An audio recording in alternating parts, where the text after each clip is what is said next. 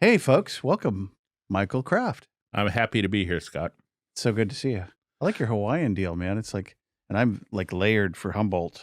Yeah, this is a summer as it gets today in Humboldt. So, Yeah, as I was telling Nick, brought out my old guy ugly shirt for not the bad. occasion. Not bad. So it's a raging 62 degrees right now with a breeze, Yeah. and we're the envy of Reading. We're the envy of everywhere, baby. Everywhere. Yeah, it's amazing we're not the size of Reading because we have the superior weather as far as I'm concerned. Yeah, it's interesting. I never thought I would live to see the day when climate refugees were a thing in the U.S. But Right. my doctor and a close colleague, two different people, both came here because they were burned out of places near Reading Really? and relocated for housing and new jobs here. And that Burned kind out of in thing. terms of just the weather, the heat? No, literally Oh. fires. Fires, that Um, kind of burn. But obviously stuff that, in those big, like one of them was the car fire, Right. so record breaking at the time, and Oh, fires yeah. that when you and I were kids in Southern California, we just didn't see fires like that. No, I remember one morning in Nashville City, south of San Diego, is where I was growing up. I was 15 but the whole, it was kind of like it was orange here last year, 2 years ago. Yeah. The whole thing turned orange and it was just like my shirt. And I went down to the swap meet and I bought Jimi Hendrix, Are You Experienced album. It's vinyl. It's this weird thing that you put on a turntable. Yeah, I remember. I remember. I remember buying that record going, this feels like Armageddon out here. I wonder what's Yeah. burning. And it was all of East San Diego County. So anyway, welcome. So I welcome to the digress, program. but yes, we should be the climate envy of the world right now. Yeah. So tell us about your journey to Humboldt in terms of where you're from and how you got here and Tish, your wife. And All right.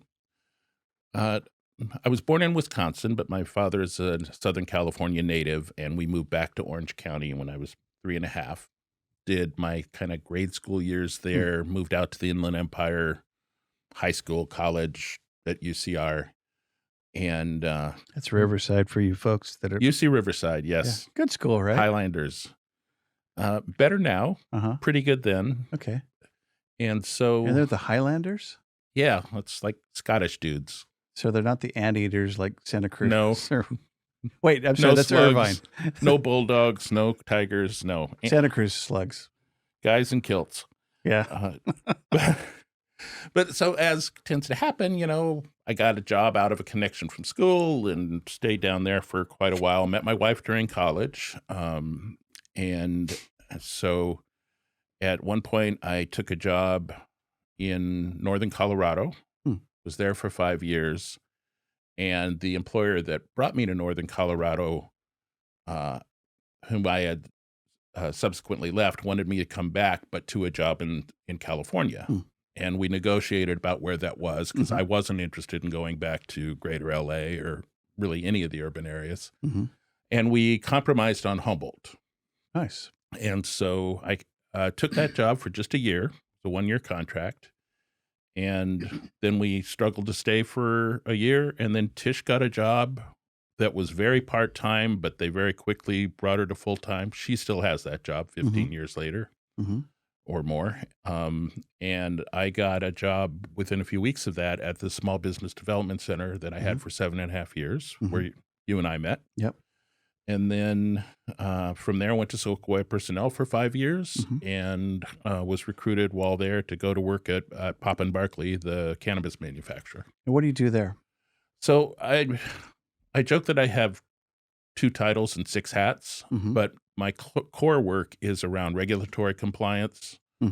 So it's sort of ironic to be in an industry that is illegal at the federal level, Right. and be charged with you guys got to follow all the rules, Right. and so State of California is good at that. we're Produced a lot of rules for you real quick. we have a thick rule book that we work to. So as many people know, the cannabis industry is extremely highly regulated. If there was sense to all of this, I wouldn't probably have a job because they shouldn't need me. But so I do a lot of legal, quasi-legal. I'm not an attorney, but a lot of regulatory interpretation. I do mock audits, like I'm an inspector from the state and Hmm. try to catch people doing stuff. We have a very good team. I don't catch them doing bad stuff. Hmm. But I also do some other things in risk management. I run all the insurance. It's not very exciting, but it's necessary. Yeah. I'm also sort of the designated adult when it comes to interacting with the mainstream Humboldt business community. I'm Okay. involved with the Eureka Chamber of Commerce. I'm Hmm. the liaison to the police department. So, there's Nice. some That's a stuff lot like of that. bunch of hats. Nobody better equipped than my old Toastmaster friend Michael. I like it. Yeah. And something that I really enjoy, I did supervision for over 2 decades. Kind of feel like I paid my dues there. Hmm. So I'm a member of the leadership team without having to have anybody report to me. And Wow, that is a sweet spot to be. that's pretty nice. Yeah. So you Yeah. have a chair at the table. Sort of. Yeah. Yeah. I at least have a voice. Yeah. No, great company, great product, stand up in every way. So a little bit more about you. So you were drawn here because you and Tish visited once. Yeah. Good memory. We were either just married or just about to be married. We're not positive of this, but It's hard to say. she has family in Portland, and we were doing a road trip up to see them, and we picked here to spend a couple of extra days and just kind of rest among the driving. And we loved it. We loved the vibe. We loved the quasi-rural nature of Mhm. it. We really liked the amount of culture there was. Wow. And the redwoods meeting the oceans Mhm. was just magical to me. It still is. Sure. I will go to my grave and never be tired of seeing elk by the highway. Right. That's just such a People pulled over. beautiful thing to me. Yeah. Yeah, them I could do without. The people who are Oh. pulled off halfway on the shoulder, taking photos of the elk. Yeah. May they rot. But Yeah. but I still love the elk. I don't We're- blame the elk. for Quick those story. We were in people. Oric and somebody parked right on 101 and right in front of us. We're going 55 and there's somebody stopped. I'm going, oh man, It's got to be dangerous. a weekly event, right? Somebody does that every week of every year. There must be a lot of rear end Yeah. accidents anyway. So who was Michael at 15? Were you in Wisconsin still? No, we were in Orange County. Riverside Okay. by then, so the hot and smoggy Inland Empire, and I was, a bright but unmotivated kid, Mm-hmm. kind of a stoner. Yep. Um, Hey, who was it, man? Come on. yeah, and I spent, there was like 30 years in the middle where that wasn't the case, Mm-hmm. but yeah, I drank a lot starting at 14. Dabbled in other stuff, including weed, but I was kind of a hit and miss student, Mm-hmm. depending on whether something interested me or not. Sure. And I had great friends. Hey, it's all about at 15. It's kind of all about the friends. So what happened? So what happened to you? You made it to 20. Yeah, funny about that, because somewhere between 14 and 20, or 15 and 20, my mom said to me, and she's a dear church lady. She's a very nice person. She said, if you live to 26, you're going to live forever, but I don't like your odds. So That's a but I did- backhanded compliment. Wait, yeah, my parents have given me a few of those. Yeah. But, at 18, I qualified for UCR on my test scores. I didn't have terrible grades. I had a C average. But, certainly the mark of an underachiever. Yeah.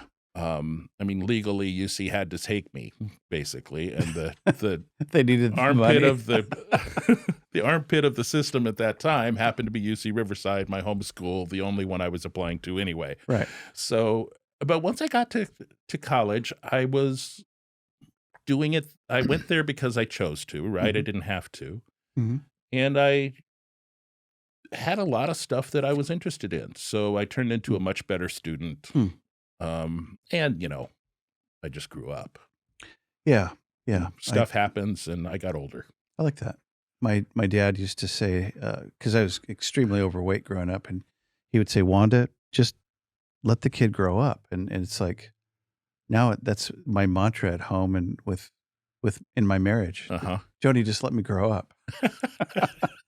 I'm still developing, honey. So- I love you. Did you allow that of all of those kids of yours, or is this just Scott? Scott's Well, the one that gets the license to grow up. Yeah, no, it is. I was talking to a friend this morning. I go,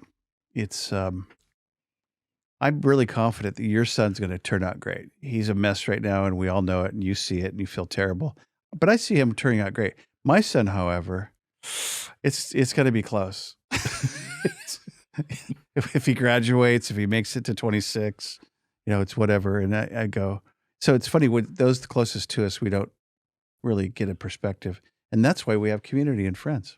Yeah. To go, hey, that's going to work out fine. You always need somebody outside of your own head to bounce some stuff off of. That's a huge amen. So 20 year in college. Did I have this right? Did you go to Harvey Mudd or one of the Claremont schools, or did your father teach there? You had a connection? I worked there. Okay. So I graduated from UCR with a double major, one of them in business. I worked at a defense contractor for a few years, and then I went on for my MBA at the Claremont Graduate University. And when I finished, I ended up staying to as associate program director and then program director of the MBA program I graduated from. And that was how I first got into higher ed, which higher ed administration, which I was in for 15 years. So the defense industry was sort of my first job after college, but I really consider that 15 years in higher ed my first career. Okay. And that career kind of ended when I went to the Small Business Development Center. I mean, there are people who consider that an educational program as well, and a lot of skills transferred. But God, am I glad that I wasn't in higher ed during COVID. Oh my gosh. Those poor people. Souls. Yeah, poor souls. Yeah. So what'd you do at SBDC? I was a little bit uniquely for the SBDC. SBDC stands for Small Business Development Center, and it's a program of the Small Business Administration, a federal program. Is it funded by the state as well, or is it all fed? It's generally matched by state funds. Okay. And so state grant funds or other kinds. And it varies from state to state how that works. And California has gotten somewhat better since I was there at supporting the SBDCs directly. But so the two hats that I wore there was director of the nonprofit that hosted the program, which was not unheard of, but fairly unique. Most of the centers are at colleges and universities. And in fact, the North Coast one is now hosted by Humboldt State. You mean Cal Poly? Son of a gun, yes. Cal Poly, gotcha. Humboldt. Got him. Got the Cal Poly. Everybody does it. And then there's the correction. You mean Cal Poly. I do mean Cal Poly. They've done a good job of rebranding. Yeah. They've done a good job. Yeah. And so, but I was director of the program. And so there was, half a dozen staff and a couple dozen contractors that worked on that. And we helped small businesses kind of start and do business planning, access financing, and that kind of thing in both Humboldt and Del Norte counties. And then I was the executive director of the nonprofit that hosted it. Okay. So you guys probably launched a few in that era. A few businesses? Yeah. So definitely all we did was help, but Haliashi we helped a lot. Or is that Haliashi predates you guys? That predates. Yeah. A number of the Humboldt made folks Okay. that you think of now, and technically this is confidential, so I'm not going to say who they were. Sure. But I will say that one of my favorite things with the Humboldt made crew was somebody had this idea. I wish it had been my idea, but to take a group of these brand new like food businesses that were trying to do value-added stuff and take them to the fancy food show in San Francisco. Yeah. Walk them around, show them how it's done, what the state of the art is, and then have them, at least some of those folks, prepare to be there the next year. And one of your previous guests, Mary Keene and Cypress Grove, were really important to that because they were really the ones who did the workshops. I put them together, but Mary and her staff were the ones who said, okay, this is what this is like. This is how we do it at Cypress Grove. This is how you organize for a trade show. This is the kind of booth you need. This is the investment you need to prepare to make. And then, there were 2 vans of businesses. I literally drove one of the vans, and we went down, spent a couple of days, Wow. and came back. And I had done the work to get the money to do this. Got a grant from the Headwaters Fund to be able to. And so some of those businesses that are, let's say, nearby here in Myrtle Town were Wow. involved with that. Okay, cool. Yeah, she mentioned that in talking to her that is it 100 miles of booths? She's some big number. It's just a huge show. It's a huge show. What's it called? The Fancy Foods? Something. Just blew out of my head. Yeah. But it's one of the 2 or 3 major shows in the U.S. Is there samples like Costco? Absolutely.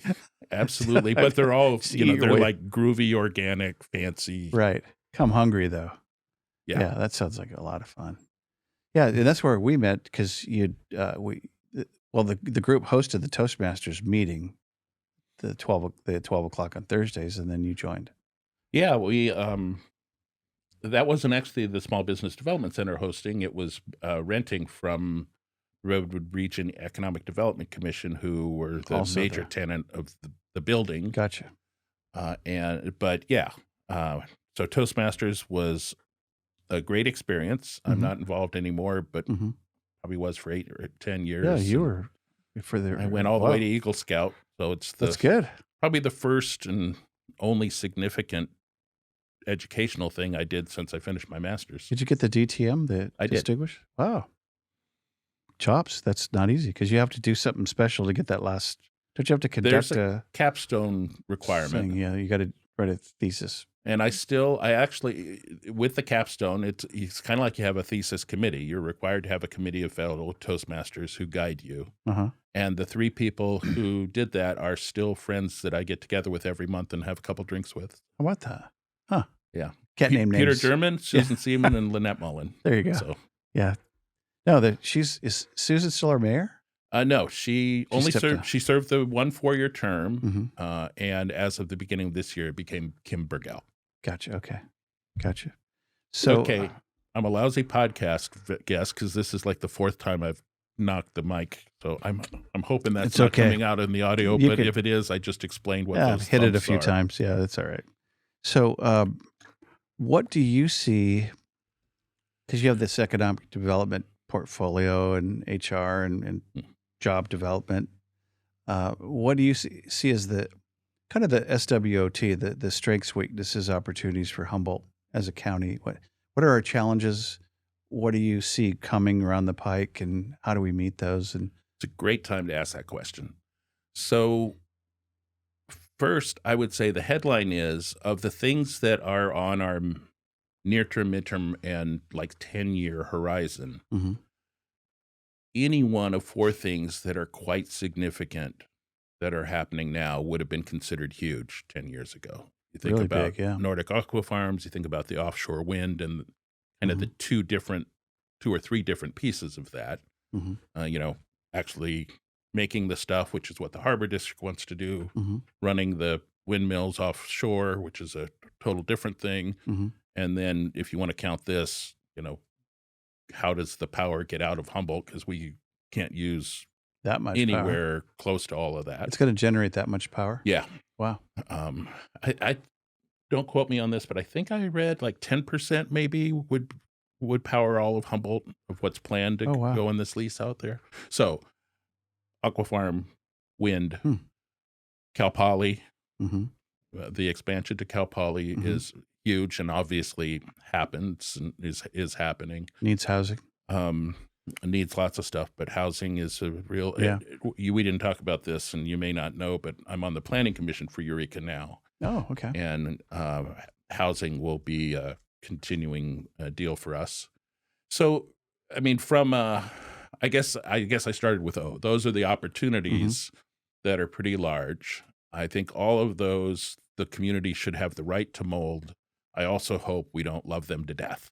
Right. And I've challenged friends to see the forest for the trees and say, if you buy that fossil fuels are frying the planet, and I do, then I don't really care if that power comes onshore in Humboldt and we actually plug into it, or if they run the line under the ocean all the way down to San Francisco. Let smart people figure that out. But we're certainly doing our bit, and we're going to reap lots of economic advantages. Sure. Like if the Port of Humboldt can serve the leases that are likely to come off of Brookings and Crescent City, as well as ours, and maybe even as far south as Morro Bay. There's a thought that at least for the major stuff, they can do that. We say leases, the offshore wind leases. And, that equipment's got to get built. Right. It's extremely large, hundreds of feet. And it gets built in port and gets towed out to the place standing up. Right. So one of the reasons that Humboldt is almost uniquely qualified to do this is we've got a deep water port with just enough turning radius that'll work, and we don't have a bridge across it that cuts off. We have a bridge, but it's not in front of the industrial shipping channel. Correct. So, like these things are way taller than the Golden Gate Bridge. You're not going to get them out. You can't drive them up here from Sacramento. Right. Yeah. So that's a big opportunity. Strengths. I think we talked about climate. Climate is a strength. We still have some available land. We've got amenities that people who have choices in where they work want to have. At least some of us. We've got great outdoor recreation. We have just enough culture often for those folks. Weaknesses. Infrastructure's weak. Meaning housing or medical or housing, healthcare, connectivity out of here, connectivity through like the best broadband. Although another one of those big projects is that fiber line coming from Singapore. Right. And fingers crossed, we will benefit from that. That's one where I care. So we would be able to not use Optimum Suddenlink. I don't know the answer to that. I don't know if this replaces Suddenlink, but at least puts a much bigger pipe running right through Arcata. Right. So, and that's happening, right? That's happening. I have heard, although I haven't ground truth this, that there are server farms, or at least one being planned to take advantage of that. So that's an economic upper. So our weaknesses can be that. We also don't have all the labor force that is going to be needed. I think we're going to have to accept, like, building the harbor out. There's going to be a lot of specialty contractors coming from out of the area to do that. Yeah. Some of those folks might stay, but the ongoing maintenance jobs will be people who live here.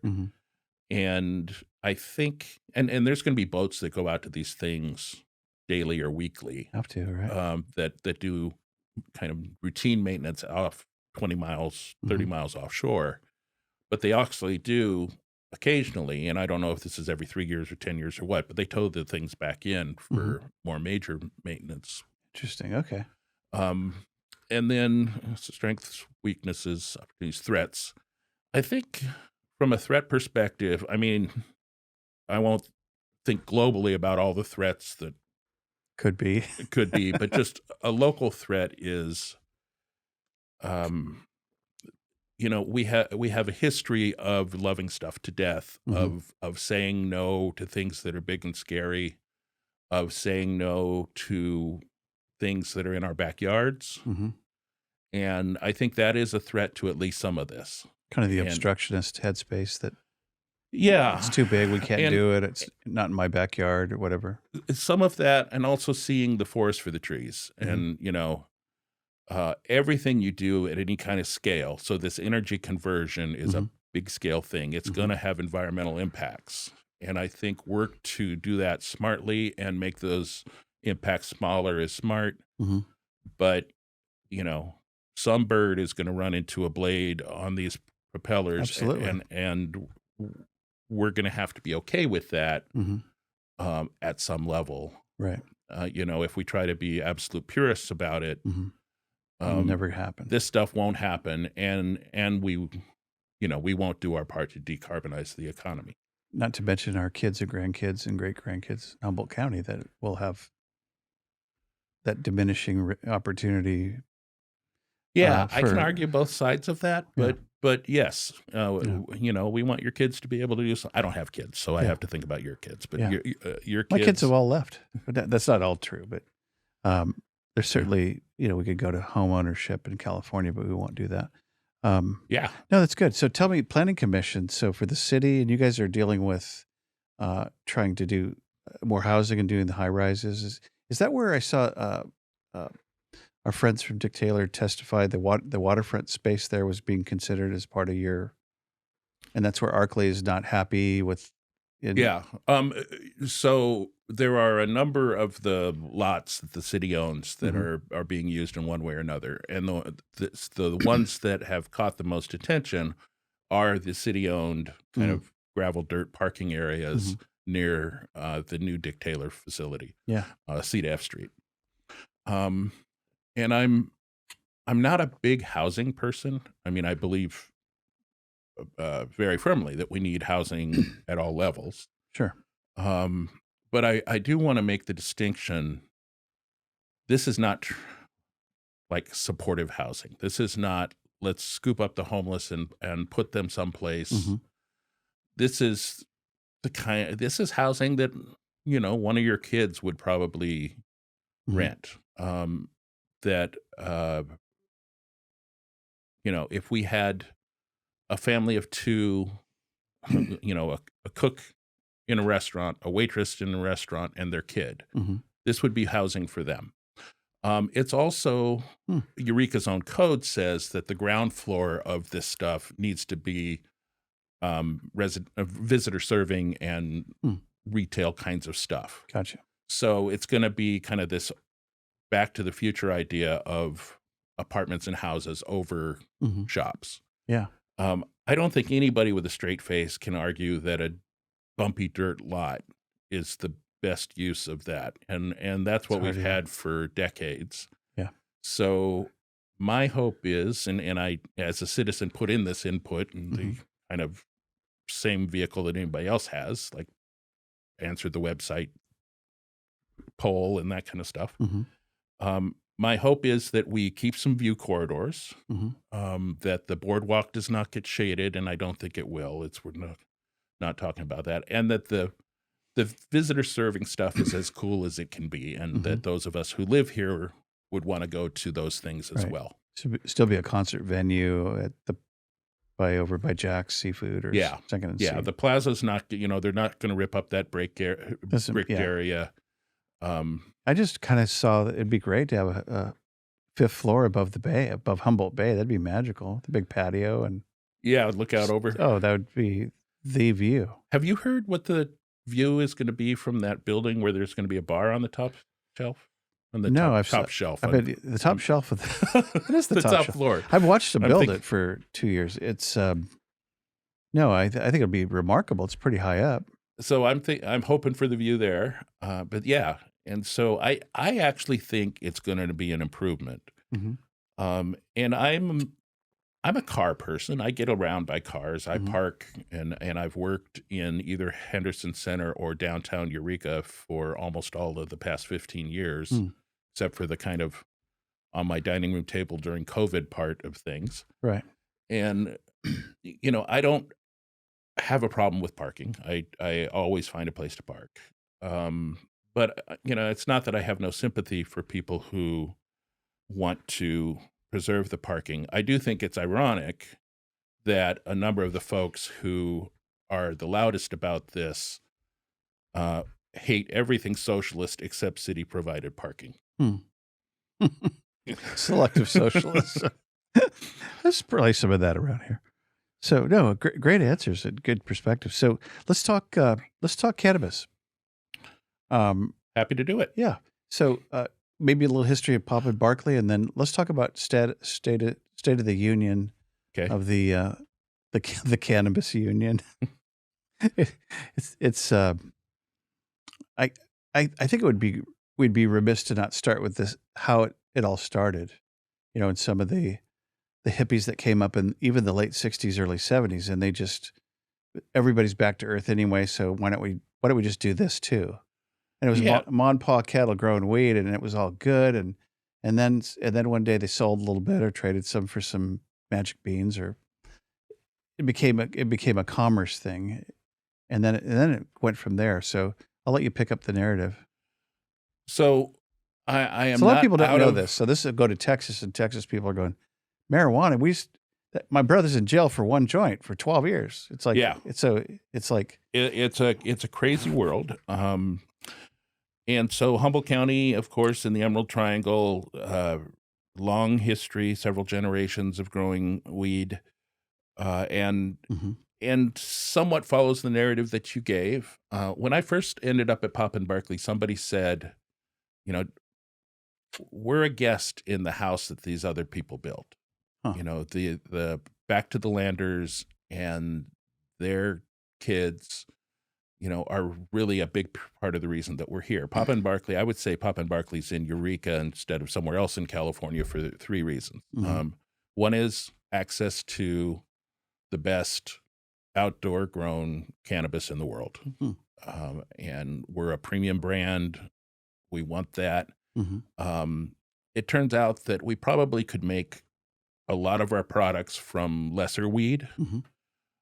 but like our hash products, and we just one of our premium rosins just won the top award at the High Times Cup for its category. Mhm. And um, I'm not a hash person myself, Mhm. but you don't make great hash without great sun-grown weed, Hmm. because the terpene profile, the flavors from what's grown outdoors is Mhm. far outstrips what you can It almost sounds do like we're talking indoors. fine wines. It's a Yeah, I mean, Napa Valley discussion. well, and I wrote a column about a month ago comparing some things to Everclear and fortified wine versus Mondavi.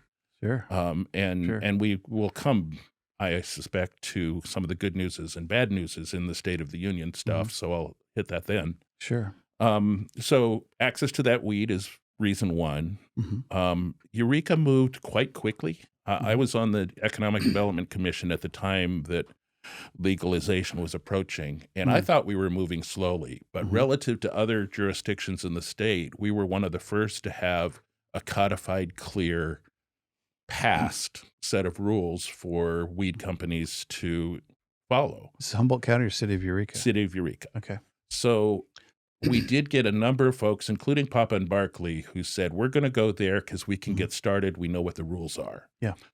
And then the third is not surprisingly personal, that our founder, Adam Grossman, Mhm. his favorite niece is here. Okay. And that's her name's Amy. Amy and John O'Connor own the Humboldt Social Brands. John Mhm. John was actually the person who brought me to Papa and Barkley. Okay. He's since moved on, but They're out in Samoa at the airport there. they do that. They Mhm. own the Scotia Lodge. Mhm. They've got a number of ventures. Is that formerly the Scotia Inn? Yeah. Yeah. Big property. I think they got that right. I think Yeah. I think I got the naming right. I think you did, They're doing yeah. a great job there. And so that's how Papa and Barkley came here. That Papa and Barkley's origin story, which is has the benefit of being true, is that Adam's that. father, Mort, Mhm. had a dog named Barkley. So that's the Papa and the Barkley. Okay. And Mort was in hospice, and the healthcare folks told Adam that, you know, your dad is not going to get out of bed ever, Mhm. and he's not going to be around long if he doesn't get out of bed soon. Wow. And Adam was a pothead from way back. He's Mhm. about our age. Mhm. And he's right between you and me, actually. So he's a year older than me, you're younger than you. I'm only 49. Yeah. Yeah. Keep telling yourself. That's right. 39. Carry the 11, my friend. So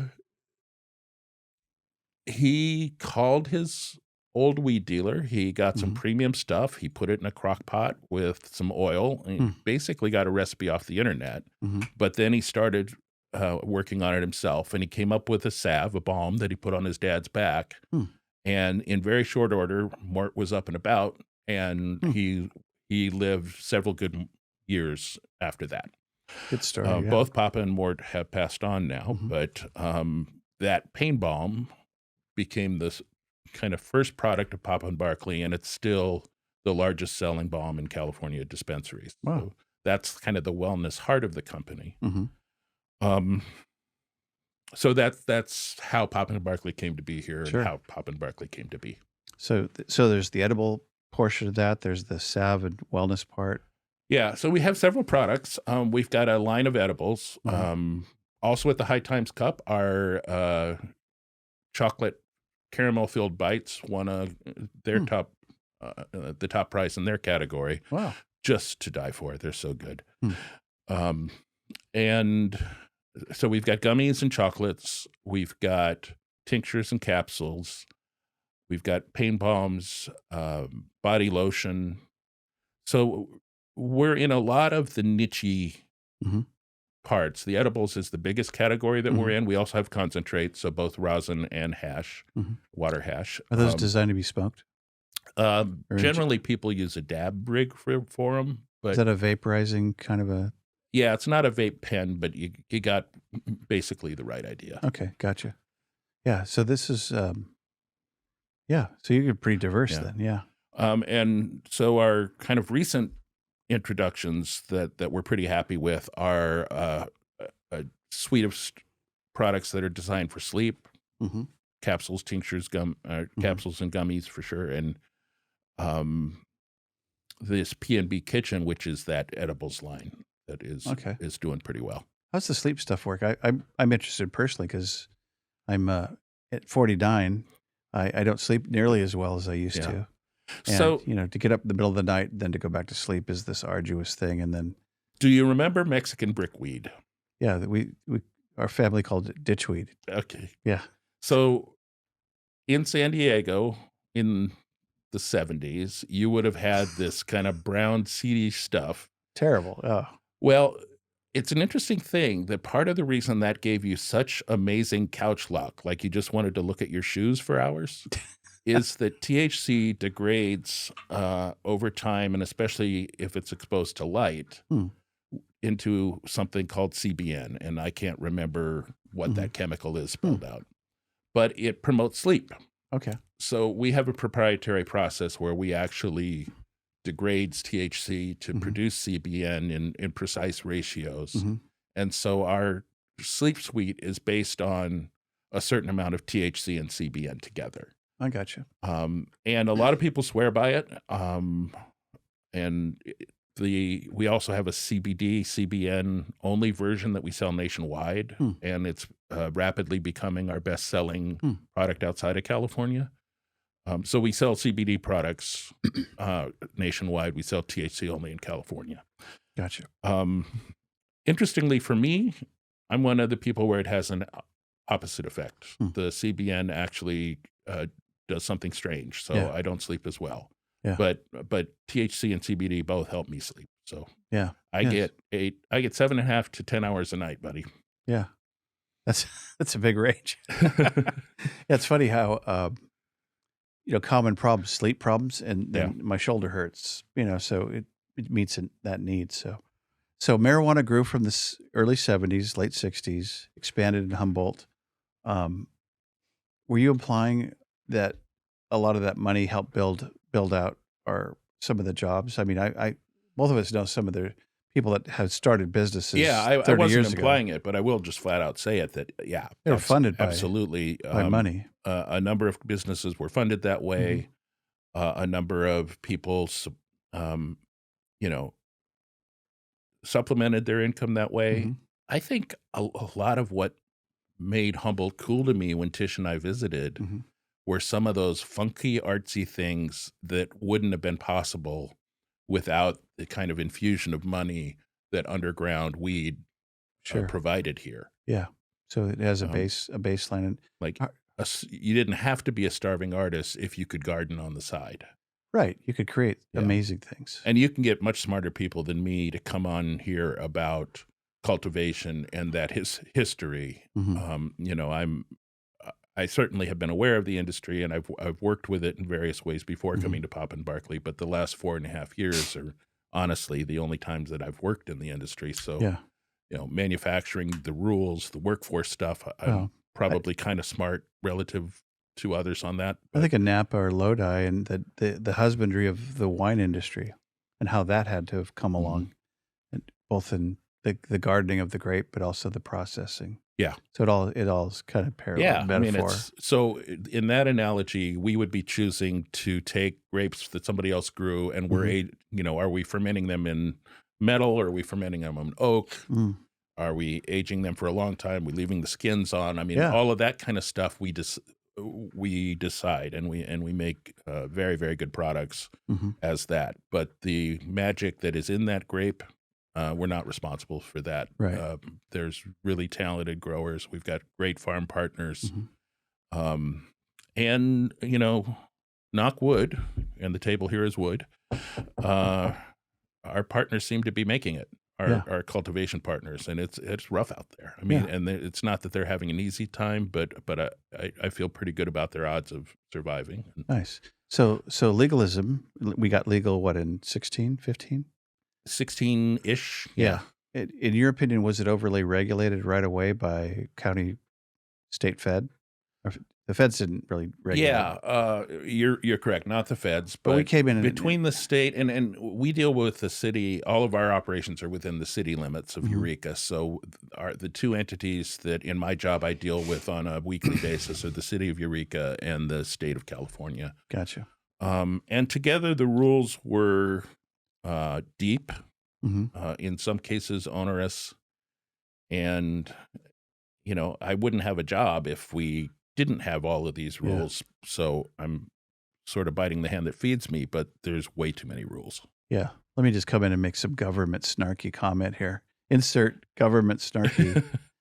Is it weird to be more libertarian as you get older? Just, I don't really need them to regulate my anything. Well, some things. I need to go 50 in the corridor. You probably, I mean, it's where you draw the lines, right? Yeah. But there is probably something to be said with you. Generally, people get more cautious, and whatever wisdom is, get more wise as they age. So probably externally enforced rules become somewhat less important. But somewhere out there's a 20-year-old Mike and a 20-year-old Scott who definitely need the rules. That goes for you kids out there. So in your opinion, then, did this regulation, this onerous regulation, lead to some of the demise that we see today? Is it? And I want to talk about that because we had a guest that came on and said Nancy Olson took a field trip down to Sohum, and it was literally wet, nasty, hot tears because of families that are suffering. And I think of that and I go, yeah, but they're people, and these are people, and there's families, and there's kids, and there's a trickle down, a cascade effect to all that. But is part of that suffering, and I want you to maybe comment on that, due to this overregulation that came on hard and fast, and are they backing off from some of that? So the first part, I would say yes, for sure. It takes a certain scale. I mean, not every operator can afford to have somebody like me staying up with the rules, interpreting them, doing the onerous licensing work, all of that stuff. I mean, that's and they're gardening all day. Core of my job. And if you're trying to do that between 11 and midnight after working in the fields, that's rough. I think the level of taxation meant that the underground market was going to stay robust. And so if you chose to go legal as a cultivator, that makes it particularly hard because somebody can match your quality. They don't have the testing. They can't prove that their stuff is free of contaminants. But you can, in Humboldt County at least, you can think of yourself as going to the farmer's market. I know my farmer. I trust my farmer. I trust what they're selling me. These tomatoes are awesome. At least as much as I trust the USDA saying that that tomato is okay to eat. Right. So I do think some of that. I think the level of taxation has also reinforced that amount of the underground economy staying robust. You think it's caused some guys super expensive to comply with these rules? Oh, I bet. And I mean, I had farmer friends who were saying every time I see a guy with a clipboard, my wallet just got $5,000 lighter. I trigger off. Go And nuts. so there was a big transfer of wealth between 2016 and 2018, say, Mhm. from people going legal in cultivation, especially to consultants and people in helping you with your culverts and your waste with your water plans and Oh, wow. just Created a whole all of nother this industry. stuff. It certainly expanded an industry. Which is retracted sense, right? That ancillary. I assume so. Would that be your opinion? Yeah. I don't actually know that. In your opinion, so did some people go back to the black market? Yeah. That attempted to. And I'm going to tell you that I believe that's happening in all levels. Mhm. I'm going to be clear that Papa Barkley does not do that. Mhm. But Sure. there are certainly manufacturing brands that are selling out the back door. Mhm. There's a phenomenon called burner distros, which is, I find somebody who is desperate, some Mhm. rube. Mhm. I do the work to get that person a license to become a distribution. I buy a bunch of product from the legal market and I send it off to states where it's not legal. And at some point, that thing just folds. That company entity just folds. The rube is left holding the bag. Wow. I've made off with a bunch of money. Wow. That is very clearly happening, and there are recognizable brands that are doing that. Wow. And then you have cultivators who either stayed in the illicit market or are selling to both. Okay. Went legal, Hadn't thought of but that. also are keeping their heads above water by shipping be to both. Nebraska or someplace. Sure. Turns out they smoke weed in Nebraska. Yeah. Good weed in this case. So, hey, part of the show where I ring a bell. All right. And so this is the quiz. This is kind of best of Humboldt quiz. I hope Okay. I hope I didn't steal that from the crap. journal if I did. Okay. So when you and Tish eat out, where do you like to eat? We like Tish's favorite place is Tomo in Arcata, the sushi restaurant. Sure. Mine is probably the La Costa, the Mexican place in Fortuna. Ah, good call. No one's brought that one up yet. So you have a Saturday to do anything in Humboldt besides go to La Costa. What do you guys go do outdoor in the? Our go-to is we take the dogs to the South Spit. I cool. throw them a Frisbee. We have whippets, which are very, very fast sight hounds. They look like greyhounds that were shrunk. They're good by with a third. Frisbees? They're very good with Frisbees. They catch, if I make a decent throw, they catch them. They catch them.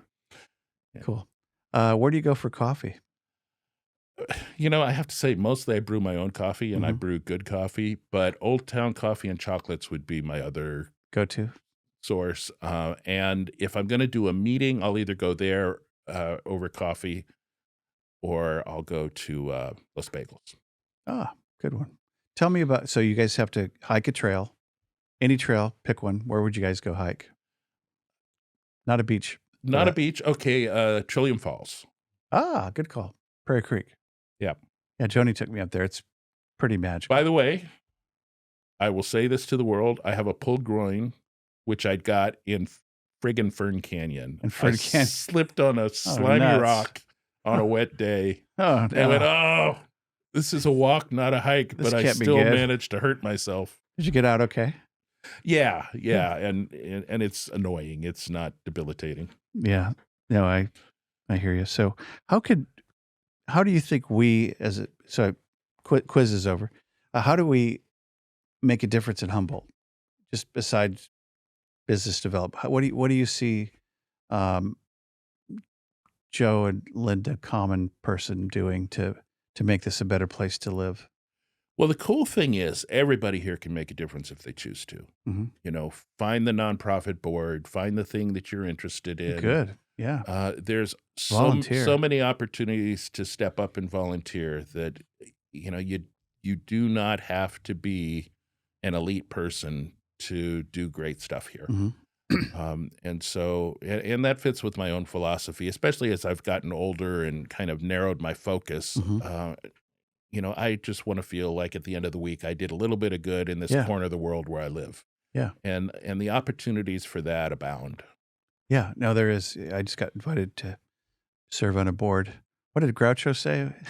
I would never be part of a club that would have me as a member. Yeah. Anyway, I think I'm and just saying. you do. I mean, it is the other side of that coin is for your own self-care and health, you got to say no to some stuff too. Absolutely. If you're somebody who's said yes to 2 boards, you're going to have 5 more ask you. Yeah. And I kind of keep it at like 2 or 3 things Nice. at a time. It's like a credit card company. You just get more offers. Yeah.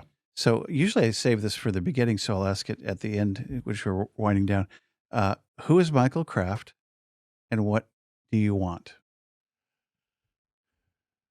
Well, I'm a person who was much more interested in the place that I live and the person I made my life with than a particular career path Hmm. or that kind of thing. Humboldt County was definitely the right choice for me. Mhm. And that's probably 98, 99% of the people Hmm. do not belong here. You know, it just doesn't work for them. Either the opportunities aren't right or the place is too far away from stuff or they can't Right. live without Olive Garden or whatever. Yeah. I was definitely meant to be here. Mhm. You know, I wanted a rural place, a beautiful place, but I also wanted a place with some culture. Mhm. And so I'm that guy. I did some stuff that was career oriented. You know, I got an MBA and actually I was quite ambitious and Mhm. wore 3-piece suits and worked too damn hard for quite a while. Mhm. But I always was aware that Southern California was too dense for me. So, you know, that move to Colorado that I talked about and then here, we're a part of that. Tish and I are soulmates. We were meant to be. And so Nice. that's, you know, I don't know if I've got a 3-legged stool, but at least the 2 legs are Not tipping. the right place and with the right person. Maybe the 3rd leg of the stool is trying to do that thing in my corner of the world, just trying to be a decent guy making a small contribution. Love it. Good answer. Tell me, what's your gravestone say in your mind? That was weird. That was. I liked when Linda. That's a cartoon that I just That was loved. weird. That was strange. There's some great gravestones out there. You know, Mel Blanc, the voiceover, the Bugs comic Bunny. guy, Bugs Bunny. Bunny, and all those. Yeah, that's all, folks. That's all, folks. Perfect. I should look that up afterwards. That'll be funny to read that. So let's talk real quick about beer before you go. So you were president of the home brewers? For a year, yeah, and I was an officer for a couple of years more than that. So the Humboldt home brewers are, you know, just this group of people that enjoy home brewing. They enjoy sharing what they brew, and I'm looking forward to the fall when Hoptoberfest starts again. That's the return of that little festival. And they do that at Perigo Park in Blue Lake? Exactly. It's like a Sunday afternoon? It's an afternoon. Yeah. And it's not like very small scale. What's the one in Fortuna that's just too big? That is... It's like $50 and it's... Hops for Humboldt? Hops in Humboldt? Hops in Humboldt, Hops in Humboldt. Yeah, it's a little too intense for me, that one. So not my personal thing. But, you know, they support great causes, so not throwing shade, just not personally where I would spend the afternoon. But a small pour, you know, I have a barley wine that is hopefully going to be ready to go for then. It's been aging since December. And look for you out there. So I'm looking forward to that. That'll be fun, yeah. And Blue Lake's, shout out to Blue Lake. We went to Huckleberry Flint last night at the Folklife Festival at Del Arte Theater. Such a cool little town, Blue Lake. So, you know, and the people are nice. And, I mean, I don't know how many towns of that size have so much going on. It can't be 5%. No, that's our go-to date night too over there. But yeah, they got the Buddy Brown music festival coming up. You got they have the bike race. They have a big thing after their big Blue Lake whatever open. They got your thing, the beer thing. So Annie and Mary Days. Yeah, I think they just like to some drink beer out in Blue Lake. A lot of beer in Blue Lake. That's it. Yeah, a lot of Mad River beer. And a lot of Mad River beer and anyway, all of the rest of us that any parting shots? This has been fun. Yeah, thanks for coming, man. And love to have you back and appreciate all you do to make that difference. Thank you for saying that. You bet. Well, that's all, folks.